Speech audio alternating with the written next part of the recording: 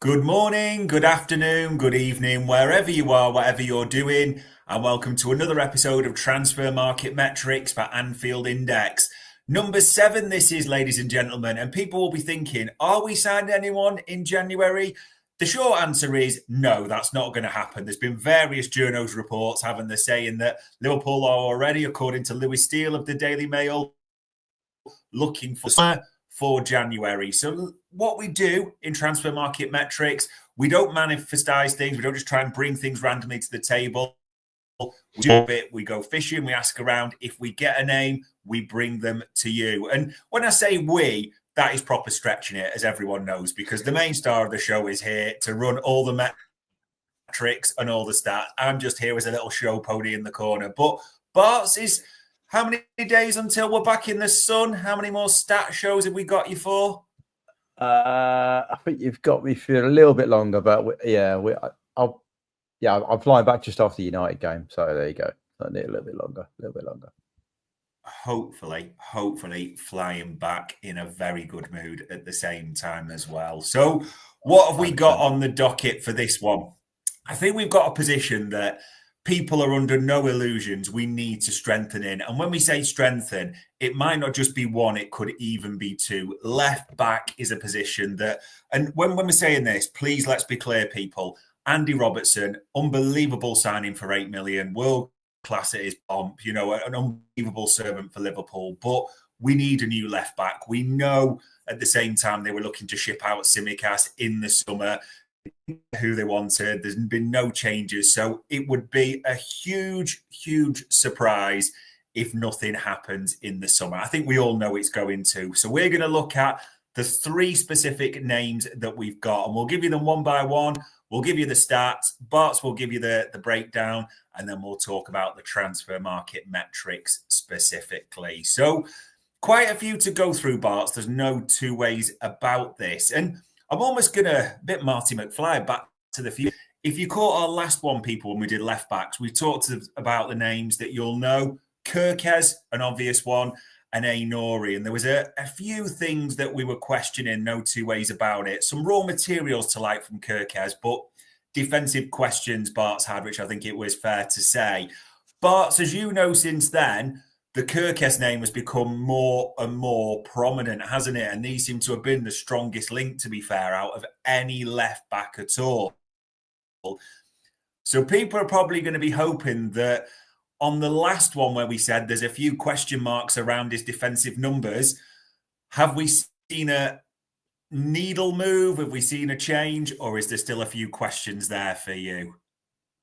I mean, yeah, you're right. This has come out to be the strongest one, with people going from 40 million it's done to dismissing it as a smokescreen. But yeah, there definitely seems to be something there, even if we've just asked a question of Bournemouth rather than anything else. Yeah. The question marks last time were around his defensive metrics, because if you look at his where he is, this is his comparison with Robbo. There's a lot to like in terms of the profile, very similar to what we've already got. And it's not a bad thing. We're profiling players for positions. That's what you should do. Any smart club should do, or you end up like United, where you don't. But the areas of weakness, I think we said, were aerials, which is lower than Robbo's. And he's improved some of his other defensive metrics. So tackles, blocks, clearances are a little bit higher up, which is good to see. But if anything, I think the areas have got worse. I think he was around 40 percentile last time. This is this is 17th percentile. Now people might be thinking, oh, it's only one thing, and I'm like, yeah, it is only one metric, but his tackles is the lowest percentile as well. And the issue you've got here is the way in which we ask our fullbacks to defend. They're part of a system, particularly defensively for set plays, that have a specific role. You need to be able to head the ball away. It's not attacking wise, it's defensively we need to do that. We were just chatting off mic, but the goal that Robbo consistently is found at fault for, or a chance, is the cross to the back post. Robbo just needs to head it away, right? And he doesn't. And it either leads to a chance or they score. So Tottenham away, he missed the header, it got flicked back, and the Swede, I can never get his name right, finishes it. Or Solanke, finishes it. Yeah. Fulham, same goal. There's another goal, I think, another couple of games, or like it's the same move that happens time and time again. And you can say that's an individual error with a player, but that's where the aerial ability of the player comes through. So something that's that low in the aerials, I'm not that keen on adding someone because they've got to improve that area massively because that's a really important part of our system. Everything else, yeah, fine. Attacking wise, yeah, he's in the 40th, 60th, 70th for attacking. That's not bad. It's Bournemouth. I mean, they're having a really good season, but still, it's different. He carries the ball like Robbo, so that's a good thing. You know, he's in the 70th percentile in and around there for carrying it, so that's good. He's carried on that trait of it. It's just the defensive side. I'm not. Yeah, I would have expected him maybe to move that dial a bit more. So yeah, I'm still, should we say, unsold on that one. I could see there's some bits in there that people are going to be impressed about, and there are things that it looks like Robbo, but the areas of weakness for me, if we're looking for January, that'd be a major concern of mine if he's coming in as even to start, because any game now is massive, right? We have a period of time now up to probably end of Feb, but we basically just have to win, get that done, and then maybe we can worry about it. And so he would have to come in and be a big part of that success. And I'm not sure he's ready for that at the moment. Yeah, and you're right. And if the summer comes and we can be selective then, well, we don't that we shouldn't be anyway, but the options that are available, there's still just so many question marks for the rumoured fee of 30 to 40. Yeah, Kerkez is still a few to underline, people, but everyone will have their opinion. So let's get into it, Bart. There's 3 that we've blocked today that we've got info on, or names that have been mentioned. And the first one is an intriguing one. Álvaro Carreras, because he was at Manchester United of all teams last season. Literally been doing very well for Benfica. Left-sided defender, quite young, 21 years old. Now, our info on this, Bart, is that especially the analysts, Joe, like a lot of the raw attributes and the raw numbers with this kid. So I am intrigued to see how we're going to profile him. Yeah, as always, we'll start with where we are, which we look at the public stats. You get an F brief. Anyone can do this, and then we'll flick to some more analysis that I've done for each player. So looking at defensively, so has him just had a look at Kerkez and say, I don't like the look of his defensive numbers. If you look at the exact one, which was a concern of me for Kerkez, Carreras is actually nearly in the 80th percentile for this, so he's better than Robbo in that area. Blocks and clearances, yeah, he's in the lower, he's in 28th and 25th, so that's not great. That could be some of that is starter play, and he might be, so he's intercepting the ball, which means he might not have to put a block on, he might not have to do a clearance because they defend in different ways. Tackles again, so he might be making a tackle, making the interception, which means he doesn't have to do the block or clearances. It can be a bit symbiotic, those 4 metrics, if that makes sense. But it's really pleasing to see his areas is really good. If you look at what he does with the ball, so not in terms of goal scoring, but what does he do between the thirds, should we say? Yes, we often talk about field tilt and how important it is for us to spend our time in attacking them in their defensive third. Well, we have to get the ball there. And one of our ways of doing that is through the fullbacks into our wide player or into midfield. So if we look here, he's typically in the high 80s, if not 90s. Passing, he's a slight edge on that. He's more of a passer than a carrier, but even so, his carrying ability is in the high 80s, which is really good. Like that's really good for a fullback. It shows you he can do both parts, so he can tuck in and invert and pass, or he can carry that ball into the final third, and that's a really good profile for me to look at. So what does he do though when he gets there? So non-penalty goals, he's in the 95th percentile for fullbacks. So this is measured against fullbacks. Shots, he's 74th, so he's taking more shots than 2/3 of other fullbacks. Assists is just over half, so that's sort of 60% if you like. He's doing well at goal shot creating action. So as a total, he's in the 75th percentile, which is fairly good. I mean, very good, if you be honest with you. Yeah. And if we compare that, overlay that with Robbo's in the red. Okay, so clearly here he is at the moment better defensively than Robbo. Yeah. There is a league tax, as we've said often, like someone coming from an Eredivisie or Portugal, you will have a league tax to go with that. All right. And you have to take that into account a little bit. But still, the raw materials there defensively are there. And his ability to take that into the final third and help us attack are there. Goal scoring actions and the rest of it are the areas where he's lower than Robbo, but he's higher than him in terms of assists, and he's higher, and it's the XG. So it's the ability to stat me out. We often talk about that ratio of threat to XG. Yeah. So that's the bit that he isn't currently doing. He's getting into the areas to create threat, but he's not turning that into XG. So that could be opportunity, though. That could be, I mean, he's playing with a pretty dominant side, but I'm just saying to you, it could be the way they're playing, what they're asking him to do. And he might, so that might be an area that could easily develop when you do that. If you look at Robbo at Hull, there's no way he had these level of metrics. No. But he learned that side of his game and he did really well. So I'm saying to you, in terms of where I would start from profiling a left back, is the defensive numbers, first of all. And then are his attacking numbers okay? They're okay. They're pretty good. They're in the 75th percentile for a fullback. That's more than okay. So we can probably build on that. Yeah. Does he help us get between the boxes? Yes, he does. More than better than most fullbacks in the 80th or 90th percentile. So for me, this is a good solid base to look at. Now, if we look at the individual stuff that we can look at, so here, this is his involvement in passing networks. So he's up here. And again, this gives you an idea about how the team plays. So they're very deep. Right, so this is Benfica playing Bologna, so in Europe, so it's not in the normal league, so you can kind of, that tax goes a little bit because you're in European competition. So his base point for starting receiving the ball is in his own defensive third, which can give you a little bit of insight of why maybe he's not quite turning that threat into XG, because he's got to go, in real terms, he's got to go 6 boxes to go and have that impact, right? So that's something to be aware of. He is very dark. So the darker the circles here, the higher amount of threat for a team. Okay, so that gives you a good indication that a lot of the stuff does go through him. It's just from a deeper perspective what our current fullbacks do. If we look at his involvement in chains, he's involved in the low-level chains. So that's very much so anything less than 5 in terms of a chain, he's involved a lot in. Okay, so that's okay. That could be bounced passes out to get up the wing and then put a ball in. That's not a problem. You would normally expect your midfielders to be involved in a lot of possession keeping and your centre halves for us. So that's not. It's not. I'm not saying he's poor on the ball at all. We'll look at his individual bit. Just what they're asking to do at the moment.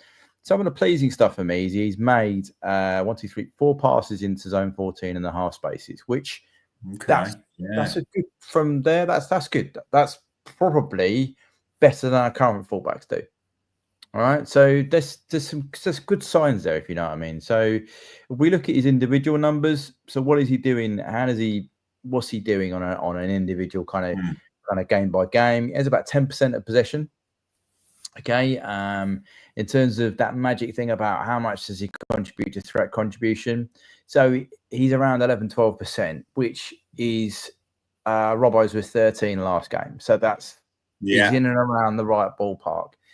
It's again goes back to my point. He might just need to learn how to turn that into proper XG. And that's fine. Aerials really good. Dual success rates, that's on the ground, which was the tackles metric. Or the tackle was slightly lower. So that again, that's starting to show up there on an individual player profile.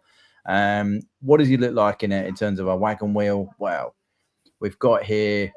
Wow. We've got he's above the average on a lot of the metrics, and he's really high in terms of that carries and the passing ability. So for me going forward, I think there is a lot of good there for this player. Definitely is someone to look out for, should we say? I would this is a step up from the Kerkez link, definitely. Interesting. John P asked a question there that I'm intrigued by, because I know we've talked about it a lot, Eredivisie attack. So with Carreras being at Benfica in Portugal, is that measured against the top leagues, or is it kind of the league down in his metrics when he's compared to his counterparts? So on F-Brief, it'll be just compared with all fullbacks in the last 365 days. So that's fine. But if you are moving from a lower league to a top league, you do generally have to take into account like the Eredivisie tax is something like you have to reduce metrics by nearly 20%. The Portugal, I think it's about 15%. So there's I will, if I can find it, I'll post it. There's a link and it gives you a chart of where you are and what you generally need to do. The reduction, generally speaking, is in the attacking side of the game more than the defensive side of the game. So some of the issues that Cody suffered with moving from Eredivisie to Premier League in the first part of the season was that he was getting really high XG and XA, but that didn't convert very well to Premier League, so he had to change his game. Whereas if you come in defensively, it's a little bit different. But yeah, so to summarise, the Portuguese league is in the tier below. There will be a tax involved in that, and it'll be something like a reduction of 15% in the metrics. But if you look at F-Brief, it takes into account all the leagues and gives you its performance against all of them in the last 365 days. Interesting. There you go, John P. And when we talk about Carreras, Barts, because I know people, the generals, as we do on transfer market metrics, he does have a contract with Benfica till 2029, so we'll have 4 years. He does have a buyback with United because they sold him to Benfica naturally. So there is a buyback apparently in there. His release clause, because the Portuguese league players do have a release clause, is a reported translates to £42 million. So I don't think there's any way we're paying anywhere near his release clause if we are going to make a move for this player. Wages, they're not going to be an issue if it is the one they choose to go for. I suppose, Bart's, that it intrigued me as you were going through that, because I kind of signposted at the start that the analyst boys do like a lot of the raw materials and the numbers they're seeing. And as we went on, especially the way you sort of framed it, that a lot of the defensive numbers for a young player are really good. People will obviously be screaming about the Portuguese league and Benfica, but the raw materials in terms of especially the aerials on the defensive side, things that you mentioned could probably be worked on. You could understand why on the list, couldn't you? 100%. He's to have that raw side in terms of defensive already at a high level is very, very pleasing. I'm just looking at his appearances, so he's just short of 1,700 minutes. So again, it's not bad. That's a good amount of minutes to be showing. He's playing regularly. So 21 starts. So that I think this could be one where if you don't buy him now, his value's going to blow up personally going forward, because it just, particularly if he carries on with those defensive metrics, people will always still want a fullback to defend first and foremost, or what a lot of teams do. And he's pretty good at that, to be fair, Yeah, there is a lot to like with this kid. We'll see if United get involved in that buyback. So that's the first one, and there is a lot to like to start with. The second one we've got on the docket for you, ladies and gents, a player that we've actually faced this season. People forget we did play Girona in the Champions League. So Miguel Gutiérrez, a product of Real Madrid's youth academy as well, and we'll come back to them shortly. So again, I think it was an interesting one, Barts. When we played Girona, a lot of people were mentioning it, weren't they, on the commentary, that Liverpool have been linked with this. When I say kid, he is 23, so he is a little bit older than Carreras. So I am intrigued to see what this kid's stats profile like. So we'll start at the same place as usual. We'll have a look at the F-Brief. And I have to be honest with you, having just looked at Kerkez's defensive metrics and getting a bit concerned, these are alarming. I will try and give the boy some caveats. The fact that he has played in midfield a bit, all right, which is when he played against us, he played in midfield. So they tried to double up against Mo, similar to what who did we last play? West Ham tried to do. So they tried to play two fullbacks outside to deal with Mo and Trent, and you can argue whether it worked or not. But yeah, his defensive metrics there, this is against fullbacks. So he hasn't played enough as a winger for F-Brief to profile him in that manner to compare him against. So it will be diluted slightly, but these are still he's in the 10th percentile for aerials, clearances, blocks, interceptions, tackles. The only one that's decent is interceptions. But yeah, these are not defensive metrics that I would be saying, yes, go and sign this lad. Attacking wise, sure. Passes 90th percentile. These are all 70s and 80s. These are worse than Guerreras, by the way. These are less than Guerreras. You can argue whether the Spanish league is slightly higher than the Portuguese league, sure. But goal creating actions 82nd. I think Guerreras was 75th or something, so it's not that much more. He's in the 90s, so he's probably having slightly more output in the final third than Guerreras was.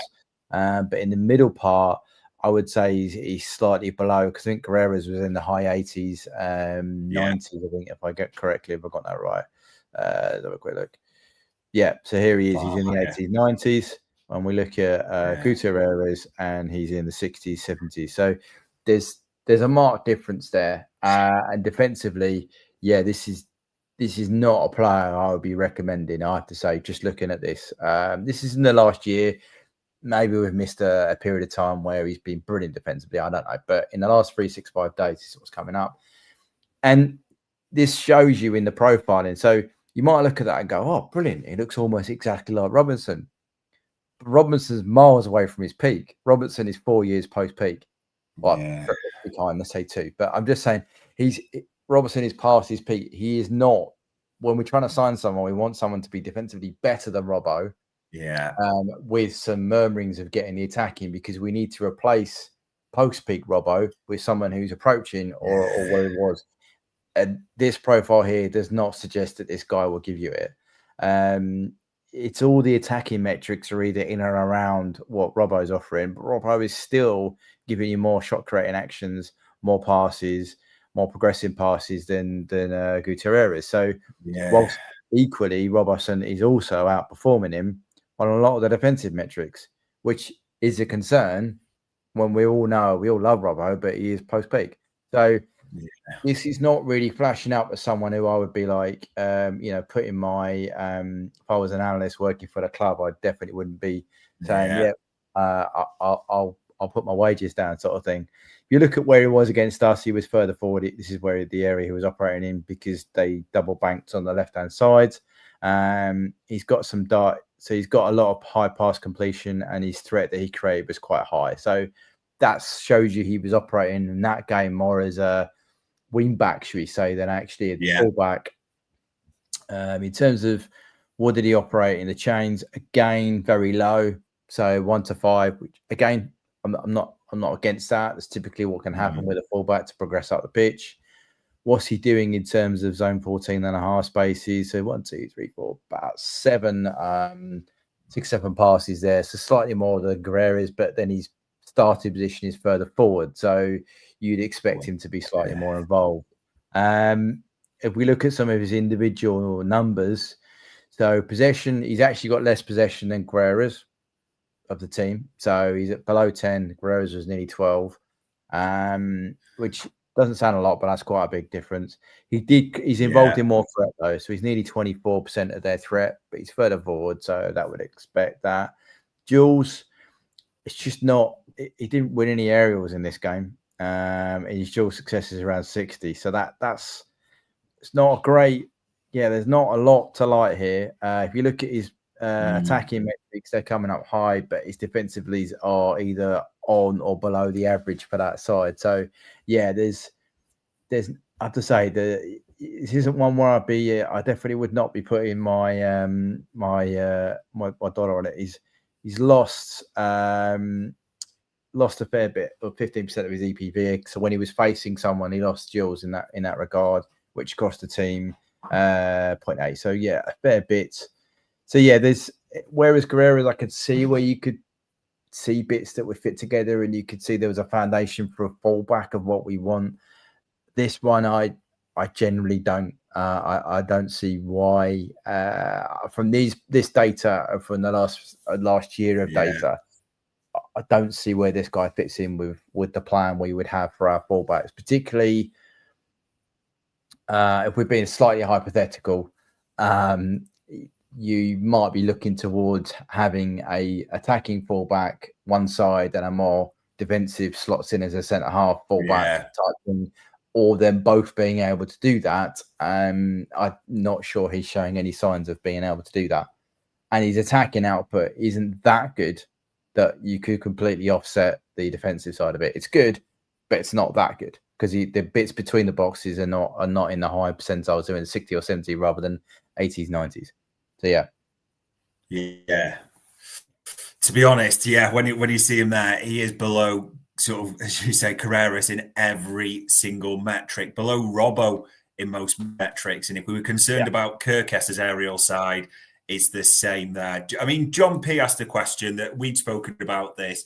Does the prospect of Trent leaving change anything? I know we've spoken about this, but we just don't know it. Obviously, the analysts all run different alternates, won't they? If you have an attacking left-sided, a Trent replacement, it's difficult to know how they're going to look at it overall if that were to happen, isn't it? Yeah, 100%. I think it's a great question. You and I have chatted about that. I've chatted with the Pressure Boys as well. We've been sort of mulling that over, and I think Trent is a unique talent, and you don't try and replace him. I think you kind of have to look at what Bradley offers you. He's a traditional attacking fullback. He's not a Trent. And you've also got currently, I will say that we have an alternative to play fullback who's defensive, which is Joe Gomez. So those two could work as a two.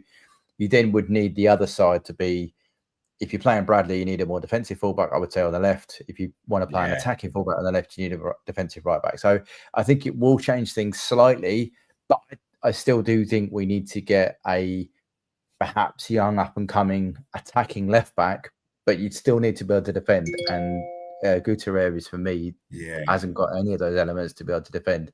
He's worse defensively than the lad at Bournemouth. So, that's a concern for me. And he's in a top 5 league. So it's not like he's got an excuse of saying it somewhere else. He's in a top 5 league.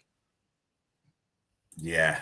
Interesting there, people. So Carreras, a lot to like. Gutierrez, we've got to be honest, hardly anything to like. And the last player that we've seen links with, Jorrel Hato. Now, I know there's a lot of people really high on this kid, Bart. So I'm just going to say straight away, I am no rabid Eredivisie watcher. I've seen him a couple of times in the Europa League, so that's my experience. So I can't start pretending I know this kid inside out. But young, heralded for a bright future.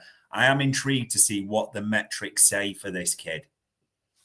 So the first thing you got to look at when you look at his profiling is that he can play fullback and centre half, right? And that's quite a special attribute. Remember in the summer, you and me did Colwell. And one of the reasons we love Colwell was he's almost a unicorn. He can play left back and he can play centre half. Yeah. And equally, really impressively in both positions. So if you can get a kid that does that, it gives you a lot of flexibility in that back line. In Cape, is it the guy from Leverkusen? He could play left wing back and he can play centre half. So when he played against us in the Champions League, he was a bit more deeper, but because he can play there. When he plays in the league, he plays further on the pitch. So there's lots of things, and if you listen to Transfer Committee Pod, they actually recommended signing him because he has that flexibility. To answer John's previous question, that's the profile of player that you could potentially go and get, because it allows you that in-game flex to say, look, mate, for this bit playing here because we're changing our right back, or vice versa. So, and that's something really important to look at when you look at this profile. So we look at fullbacks. He's a kid. He's not played. He's played 21 times. He's played 1,600 minutes. This is his debut season as well, from my understanding. Yeah, this is he's sort of a new, fresh, very green, 19.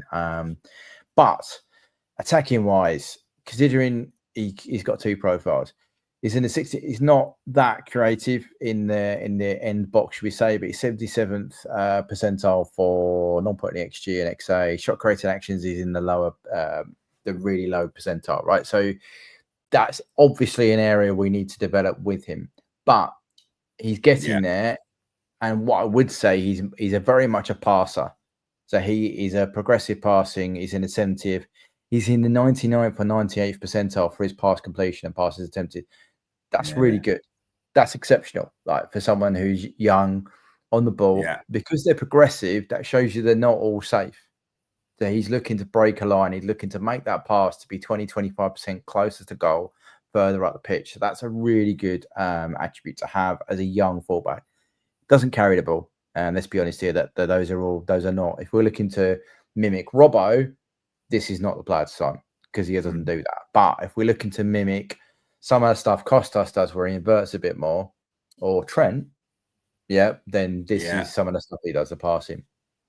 Defensively, that key one there, 86th percentile for aerials. Bang, that's brilliant. That's exactly what you want to be signing, right? The others, if we go back to comparing him to Guerreras, so Guerreras was really good at tackles and aerials not so great at blocks. If we look at where we are for Hato, so Hato, he's not awful. He's in the 60th or 50th for tackles and interceptions. So that's suggesting he's being proactive in going in the ball rather than dealing with it reactively with a block or a clearance. All right. So again, that's not too bad. Okay. It could be better. It could be more towards the 60, 70 percentile. But remember, it's a debut season. That's interesting. And the aerial is a really, really strong asset. Now, because he's got two profiles, let's have a quick look at him as a centre half. Wow. Centre half, he's not so great in terms of aerials compared to centre halves. Remember, the previous one was compared to fullbacks. This is compared to centre halves, so he's low, drops down, but tackles are really high. But as a centre half, you might not want to make that many tackles. You're generally in a bit more of a. So this is kind of what Konate does. So Konate is the proactive centre half for us.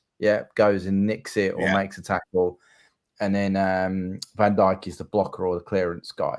So that's there are some signs there, but the aerials, that's not. We wouldn't typically we have a go at Kwanzaa for not having a great aerial ability. That's worse than Kwanzaa. But if we look at the rest of his game for a centre half, passes, progressive carries, attacking, they're all in the 80th and 90th percentile. Well, that's again, that's exceptional. This is the kind of stuff that Joe, Gomez, and Konate do. Joe is a slightly better passer, and Konate is more of a carrier. So, but this kid does both for centre half, and therefore, in terms of what does he do in the opposition box? He assists and he has shot creating actions for a centre back in the 93rd percentile. So, having those two profiles shows you that he has a lot of strengths around him. Now, if we look at what we've done with the others, so Robertson's a red. The player we're looking at is blue. So if I just make sure I'm on fullbacks, just to give it a pair, I think. So defensive actions, he's actually tackles and interceptions better than Robbo, blocks better than Robbo, aerials better than Robbo, percentage of dribblers tackled better than Robbo. Right. So at 19, he's got some defensive metrics that are better than Robbo. Right. That's good. Yes, there are some real glaring holes in his profile, right? So progressive cat passes, okay. It's just the touches are up there with Robbo, but take-ons are low. His carries are low. As we said, he's got a very split in terms of what he does with the ball. So his pass completion is better than Robbo. So all the attacking side of his game needs improving. The only ones that is slightly up there with Robbo is assists and expected assists, but everything else Robbo does better than him. But this defensive little arc here, he is outperforming Robbo at the moment, which is something potentially to take on board and think about. If we compare him to the other guy that we quite liked, which was Guerreras. So we flip these two. So Guerreras is now in a red. Guerreras is better all round, but this is the stuff that he does on the ball. Defensively, there's not that too dissimilar amount between the two. And equally on the assists, Hato is actually slightly better. So there's a lot to like about this kid. And then we break it down into what he does on the ball for Ajax. So again, I took a European game for this just to try and get rid of that tax element of the Eredivisie. And he's got some strong links. So they clearly trust him as a kid. This is a 19-year-old kid. So they're passing him. As expected, though, he's not really involved in the threat creation, so he's dot white. Okay, so that's something to consider. Some of that might be opportunity. Some of that just might be that he's getting the ball He's making a progressive pass, but the next action after that is what creates the goal, not what he's doing. And he's also not carrying it, so he's not going that far forward. Is he involved? Good things to look at. Whereas all the other fullbacks we've looked at have only ever been involved in very low passing chains. Yeah. This guy's involved in low and medium, which means he's basically involved in possession spells that go up to 15 passes long, which is our boys do that on a regular basis. So that shows you he can be part of play to keep the ball. When we've often gone ahead, we then ask our back four to keep the ball, move it around, and still make. So he's part of that very comfortably. If we look at his involvement in terms of zone 14 and half spaces, straight away you can see there's more plots on here for a start. So he has got probably short of 10 passes there into those areas, which shows you the progressive ones and the passes higher up, its completion. So there's a lot of things to start liking about this kid, and he's 19. 10% of a possession for the team. In terms of what's he doing in terms of threat, it's low. So that's why his dot was coloured nearly translucent, because only about 3% of the team's EPV is down to him. But area was 100% in this game. Duels on the ground, as we saw, tackles is very low. So that's an indication in this particular game. But as we always look with his wagon wheel, outperforming a lot of his counterparts, very strong, very high.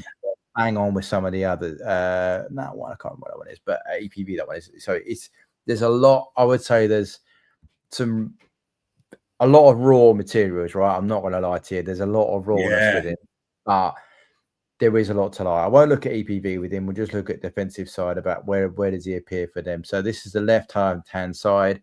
So defensive actions he would take a part in will be in these areas, which are 5, 6, 7. So there's about 20, just short of 15% of the defensive actions there on the left, which is fine, which is great. Which gives you an idea about where we are in terms of what's he let go through.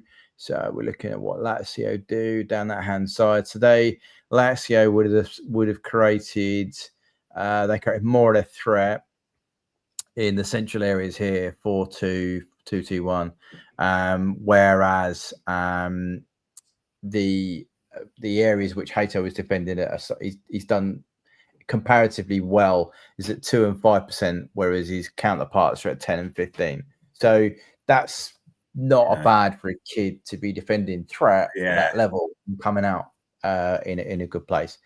XG in shot, there's no point because we've already seen he's not involved in that. But so I would suggest this kid, but 19, going back to these defensive metrics here and the fact he can play both left back and centre half, there's an awful lot to like about this kid, I would suggest. I'm sure you're going to tell me he's not cheap, but he looks like a good player to look at. Could be a good player. It's a tough one for this kid because, I mean, he's got that contract extension now. He goes through till 2028. So we'll have 3 years left to go in the summer. So it's probably not as far as Ajax want to go. We all know, Bart, Ajax are a selling club. Ajax will be quite happy if a bidding war ensues for this kid. So he's probably the most difficult, you would say, to price more than anything. I mean, just because there are a few commenting that are late to the game, a lot of people think Hato will be good. And I know some people have named Nuno Mendes and different players. Just as we said at the nature of the show, we are only profiling left backs that we know have got some links or we've heard anything. It's not just a case of pulling anyone from European football. That's the only thing. And a lot of people are saying Alphonso Davies. We did say on the transfer show when we asked it that we had that Liverpool were interested, but they have no interest at the wages and the fees that Alphonso Davies is apparently demanding. And there's this big suspicion it's being used to negotiate a big renewal with Bayern Munich or a massive free transfer to Real Madrid. So that's why we're sort of putting it all together that way for you. I mean, I'm intrigued by this, Bart, because when we put those 3 names up, without being rude or dismissive to Gutierrez and Girona, I think we could just put a big red line through that. However, the other 2 are so intriguing because Carreras' defensive metrics are really special. There's raw materials there. Like you said, Hato, you've got to take into account he's a few years younger than Carreras. But as you said, left foot can play centre-back and left-back is such a valuable metric in the current market, as we know. Such a young kid. It's almost like the metrics are there, the raw materials for left-back and for centre-back at this time. Are you steering in with Hato that almost if you don't get him now or in the near future, someone is going to go big on this kid and he could well turn into be an absolute star? I think he's. I mean, I don't know what the fees. What's the fee reported for him? Is it decent? I can't remember what he said, but I think he's worth. I think he's worth looking at for sure. I think because he covers two positions, he's not made the big move yet. The problem we had with Colwell in the summer was he was at Chelsea. Getting a player out of the top four side to go to another top four side is very, very difficult. Whereas Hato's at Ajax, he's at Eredivisie. It's going to be easier to do a deal with them because that Ajax's model is still sell players, develop players and then sell them on. So I'm not saying it'd be cheap. I just think it'd be easier to get to him. I know there's a lot I have to say. There's a lot to like in that. I love the way you can play both centre half and left back, and there's strengths and weaknesses to both part of that. I think if you do buy him, you got to be aware that he will need training to develop that. But I think Slot has already shown that he can improve the current players he had. You know, I would never have, and I'm on record for saying I would never have thought Gravenberg would have had the impact he's had as playing a six for us this year, last season. So Slot clearly is very good at utilising the tools he has as a coach. I think he does a lot of video with them and says, look, and develops the player. So I've no doubt that he could develop Hato at 19 as well. I think he's got a lot of the raw materials we'd be looking for to go forward. It'd just be down to whether they go and get someone more senior to play as well as him, because there is a scenario where both Costas and Robbo both leave. You know, there's those sort of scenarios, or one of them stays. And I'm not sure you'd want Robbo and Hato to be your two fullbacks, but then I would say that about Kerkez as well. I'm not sure you want that. So yeah, I think it for me, there's elements here. I think Hato could be the one to go and get if you've got that little bit. You've made your big signings and you've got another 30-40 million pound that you can go and get him, right? I don't think that would be money well spent. I do think we could develop it into something else. But if you're asking me if it's just a straight swap for what we've got, Carreras for me is probably the one that would make a little bit more sense because he's got all the defensive attributes right now. I would have no worry about him going in and playing. That's probably where I'm at. But Hato, I think there's a lot to like about him. I really do. And I do like, as I said, I do like the fact he can play centre half and he can play left back. So yeah.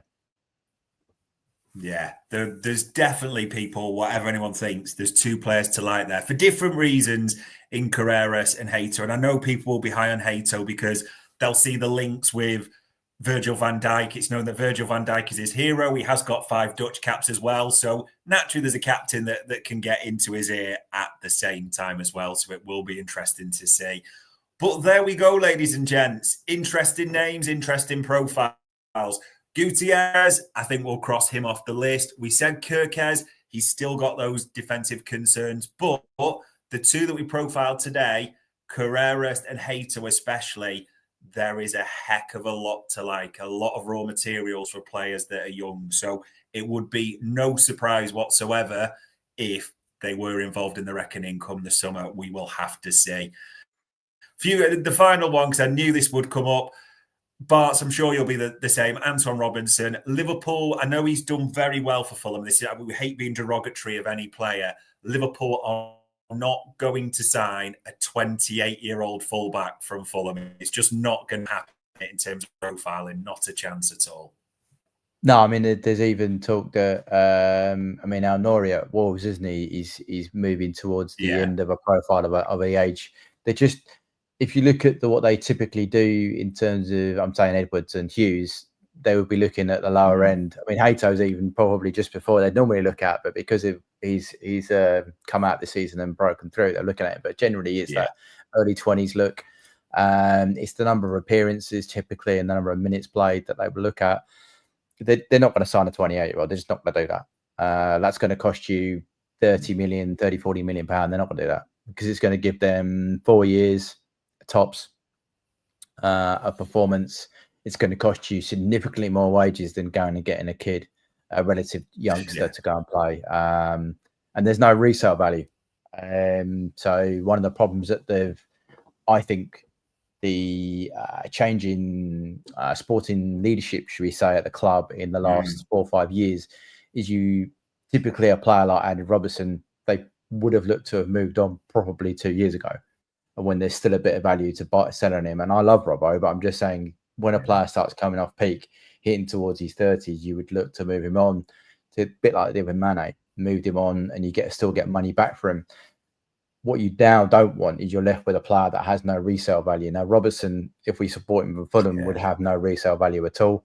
We would be looking, that would be his end of his career at top flight would be with us. And I'm not sure he's that good to do that for. If he's brilliant, then fine, fair enough. But it's not like we're talking about Alphonso Davies, who I agree with you we're being used to bump his Real Madrid contract up.